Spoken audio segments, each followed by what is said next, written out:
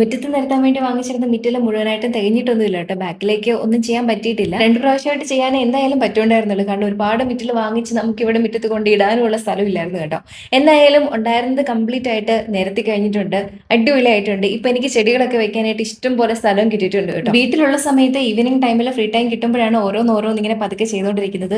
ആവശ്യമില്ലാത്ത ചെടികളെല്ലാം കുറെ ഇങ്ങനെ പറിച്ചു കളഞ്ഞപ്പോൾ നമ്മുടെ മുറ്റത്തിന്റെ വൈബ് തന്നെ ഒന്ന് മാറിയിട്ടുണ്ട് കേട്ടോ. ഈ റംബൂട്ടാന്റെ ചുവട്ടിൽ നിൽക്കുന്ന ഫിലാഡൻഡ്രോണും പറിച്ചു കളയണം എന്നൊരു അഭിപ്രായം വന്നിരുന്നു കേട്ടോ. ഞാനത് വലുതാവാതെ നോക്കിക്കോളാം, ഞാൻ ടേക്ക് കെയർ ചെയ്തോളാം എന്നൊക്കെ പ്രോമിസ് ചെയ്ത് ഇങ്ങനെ പറഞ്ഞു നിർത്തിയിരിക്കുവാണത്. ഇത്തവണ റംബൂട്ടാൻ നന്നായിട്ട് കായ്ച്ചിട്ടുണ്ടായിരുന്നു കേട്ടോ. ആദ്യമായിട്ടാണ് ഇത്രയും നന്നായിട്ട് കായ ഉണ്ടായത്. ഞങ്ങളും ഒത്തിരി കഴിച്ചു, അതുപോലെ തന്നെ കുറെ ആൾക്കാർക്ക് കൊടുക്കുകയും ചെയ്തു കേട്ടോ. ഇത്തവണത്തെ ചൂട് സമയത്ത് ഇലകളൊന്നും പുതിയത് വരുന്നതേ ഇല്ലായിരുന്നു കേട്ടോ. എന്റെ അലോക്കേഷ്യയിലും കൊളോക്കേഷ്യയിലും അതുപോലെ തന്നെ കലേഡിയും ഒക്കെ മഴ പെയ്തു തുടങ്ങിയപ്പോഴത്തേക്കും കുറച്ച് മഴയും വെയിലും ഒക്കെ ഒന്ന് കൊണ്ടോട്ടെ എന്ന് ഓർത്ത് എല്ലാം ഞാൻ എടുത്ത് പുറത്തെടുത്ത് വെച്ചായിരുന്നു കേട്ടോ. ഇപ്പൊ നല്ല ഉഷാറായിട്ട് എല്ലാം നന്നായിട്ട് പിടിച്ച് നിൽപ്പുണ്ട്. മിറ്റമൊക്കെ റീഓർഗനൈസ് ചെയ്യാൻ പ്ലാൻ ചെയ്തിരുന്നതുകൊണ്ട് പുതിയ ചെടികളൊന്നും വാങ്ങിച്ചിട്ടില്ലായിരുന്നു കേട്ടോ. ഇനി പതുക്കെ നഴ്സറികളിലൊക്കെ ഒന്ന് പോകണം.